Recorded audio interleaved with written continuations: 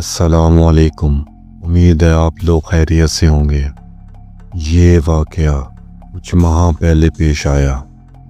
میں کئی سالوں سے لفٹ کے ڈرائیور کے طور پر کام کر رہا ہوں اور عام طور پر رات کے وقت شفٹ کرتا ہوں کیونکہ سڑک سنسان ہوتی ہے اور ٹپ بھی اچھی ملتی ہے۔ لیکن اس کے ساتھ ایک نقصان بھی ہے۔ کبھی کبھار آپ کے ساتھ ایسے واقعات پیش آتے ہیں جو آپ کے دماغ میں نقش ہو جاتے ہیں۔ میں ہمیشہ سے خود کو ایک ماہر ڈرائیور سمجھتا تھا۔ میں نے بہت سے عجیب مسافروں کا سامنا کیا تھا، لیکن اب میں جو آپ کو بتانے والا ہوں اس کے قریب بھی کوئی واقعہ نہیں پہنچ سکتا تھا۔ اس رات میرے پاس ڈیش کیم نہیں تھا اور یہ وہ رات تھی جس نے مجھے مجبور کیا تھا کہ میں ایک ڈیش کیم لگا لوں۔ سب کچھ معمول کے مطابق چل رہا تھا، بس میں تھا اور میری گاڑی سے نکلنے والی ہلکی پھلکی آواز۔ میری گاڑی 2005 ماڈل کی والوو تھی، لیکن یہ بہت قابل بھروسہ تھی۔ سڑک تقریباً ویران تھی جو مجھے بہت پسند تھا۔ رات کے 2 بجے تھے۔ تھوڑی دیر بعد ہی مجھے ایک رائڈ کی درخواست موصول ہوئی۔ پہلے تو یہ عام سی رائڈ لگی، لیکن کسی وجہ سے میرے دل میں ایک عجیب سی بے چینی محسوس ہوئی۔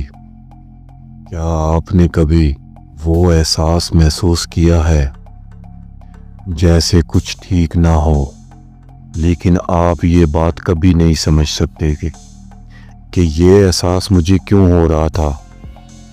یہ احساس مجھے اس وقت ہو رہا تھا جب میں ایک سٹور کے قریب پہنچا۔ اس سے پہلے کہ میں اس شخص کو دیکھتا، میں سمجھ گیا تھا کہ میرے اندر یہ عجیب احساس کیوں ہو رہا تھا۔ روڈ پر ایک بھی گاڑی نہیں تھی اور پارکنگ لائٹ میں ایک بھی گاڑی نہیں تھی۔ جیسے ہی میں قریب پہنچا میں نے اسے دیکھا۔ میں نے گاڑی کی رفتار کم رکھی تاکہ میں اسے غور سے دیکھ سکوں۔ وہ سٹور کے باہر بے چینی سے ادھر ادھر ٹہل رہا تھا۔ ایک پرانی سی ہوڈی پہنی ہوئی تھی۔ ایسا لگ رہا تھا جیسے یہ ہوڈی کئی سالوں سے دھوئی نہ گئی ہو۔ اس ہوڈی میں ایک بڑا سا سوراخ بھی تھا۔ اس کی حالت عجیب تھی۔ میں نے نوٹس کیا یہ ایک جگہ پر مسلسل کھڑا نہیں ہو سکتا تھا اور وہ بار بار اپنے کندھوں کے اوپر دیکھ رہا تھا جیسے کوئی اس کا پیچھا کر رہا ہو۔ مجھے ایسا لگا جیسے وہ کسی نشے میں تھا۔ مجھے اس وقت یہ رائڈ کینسل کر دینی چاہیے تھی، بلکہ میں نے اپنے فون کے کینسل بٹن پر انگلی بھی رکھی، مگر پھر جانے کیوں میں نے ایسا نہیں کیا۔ میں نے دروازہ کھول دیا اور وہ خاموشی سے پچھلی سیٹ پر بیٹھ گیا۔ جیسے ہی میں نے گاڑی آگے بڑھائی مجھے فوراً اپنے فیصلے پر پچھتاوا ہونے لگا۔ گاڑی میں بیٹھنے والے زیادہ تر لوگ یا تو اپنے فون پر مصروف رہتے ہیں یا پھر کھڑکی سے باہر دیکھتے ہیں، لیکن وہ شخص تو صرف میری طرف دیکھ رہا تھا، جو کافی عجیب اور خوفناک بات تھی، اور بس پلکیں چپکا رہا تھا اور نہ ہی نظریں ہٹا رہا تھا۔ اس کے چہرے پر ایک عجیب سا غصہ تھا جو اور بھی زیادہ خوفناک تھا۔ میں نے خاموشی کو توڑنے کے لیے ریڈیو آن کر دیا، لیکن جیسے ہی موسیقی بجنی شروع ہوئی اس نے غصے سے چلا کر کہا، اسے بند کرو۔ اس کی آواز بھاری اور سخت تھی۔ اس کی آواز نشے کرنے والوں کی طرح تھی۔ اس کے لہجے میں کچھ ایسا تھا جس نے میرے ہاتھوں کو اسٹیئرنگ پر مزید سختی سے جکڑنے پر مجبور کر دیا۔ میں نے بغیر کچھ کہے ریڈیو بند کر دیا۔ کچھ لمحوں تک تو گاڑی میں مکمل خاموشی ہی رہی اور میں امید کر رہا تھا کہ شاید وہ اپنی منزل تک خاموشی سے بیٹھا رہے، لیکن پھر وہ بولا، کیا تم نے کبھی کسی ایسے شخص کو لفٹ دی ہے جسے تم نہیں دینا چاہتے تھے؟ یہ سوال تو میرے دماغ پر بجلی بن کر گرا۔ میں نے زبردستی ہنستے ہوئے کہا، مجھے نہیں لگتا۔ میں اس بات کو بدلنے کی کوشش کر رہا تھا، مگر اس کے چہرے پر کوئی جذبات نہیں تھے۔ وہ بس اپنی سیٹ پر پیچھے جھک گیا اور خود سے کچھ بڑبڑانے لگا جو میں سن نہیں سکا۔ پھر وہ کہنے لگا کہ وہ بھی ایک زمانے میں اوبر ڈرائیور تھا، لیکن کچھ بدماشوں نے اس کی گاڑی سے سامان چرا لیا تھا، جس کے بعد اس نے نوکری چھوڑ دی۔ وہ اپنے الفاظ صحیح طریقے سے نہیں بول پا رہا تھا، شاید وہ نشے میں تھا۔